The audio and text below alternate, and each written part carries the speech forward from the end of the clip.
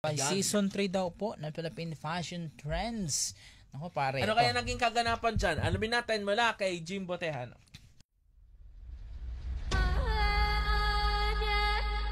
Muling binuksan ang pinto para sa mga bagong muka na sasabak sa fashion industry. Sa ikatlong season ng Philippine Fashion Trends Mega Show 2024.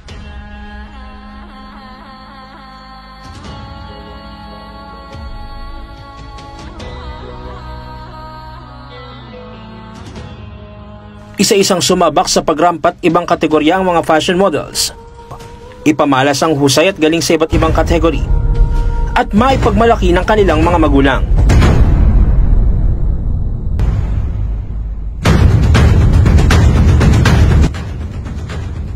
Nagawa po talaga namin to para po mabigyan ng pansin ng mga individual na dapat parangalan, at the same time po para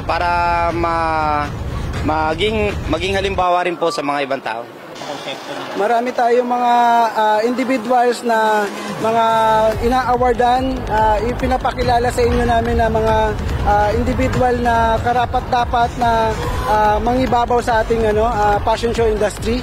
Yan. So lahat po sila na nakikiisa sa aming mga programa na patuloy silang sumusuporta sa mga anak nila, sa mga nanay na nagbibigay ng palaga sa mga anak na maabot ang pangarap. Isa si Lydia Santiago na tubong Batangas ang nabigyan ng pagkakataong sumabak sa ganitong patimpalak, kung saan isa rin siya sa nabigyan ng pagkilala sa nasabing event. Malaki siyang naging gabay sa akin kasi noong una po talaga nagkaroon ako ng medyo trauma sa pagmamodel, and noong sumali po ako sa Philippine Fashion Trends, nakita ko na meron pa palang pwedeng maging bukas na pintuan para sa akin, na pwede pa ako maging model, na magkakaroon pa ako ng confidence na mas lalong ikagaganda or ika-improve ko bilang isang model. Hindi rin nagpahuli ang tubong tondo na si Micaela Mamukod at iba pang modelo kung saan nagagawang mabalanse ang pag-aaral at pagsali sa ganitong mga aktibidad. Di ko in-expect na aabot ako sa ganito. Siyempre, dati parang ano-ano lang ako.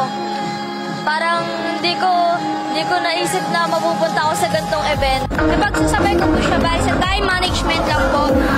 Every weekdays, mag-aaral po ako. And pag weekends naman po, nag-modeling po ako.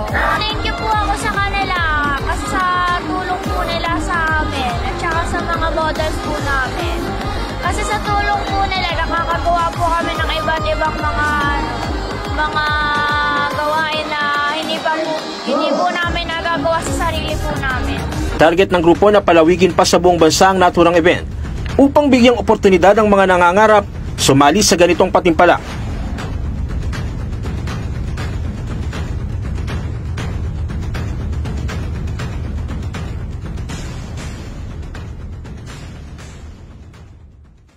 Yan po Good luck sa pag-uulat ni kanila, Kuya pare. Jim Tejano.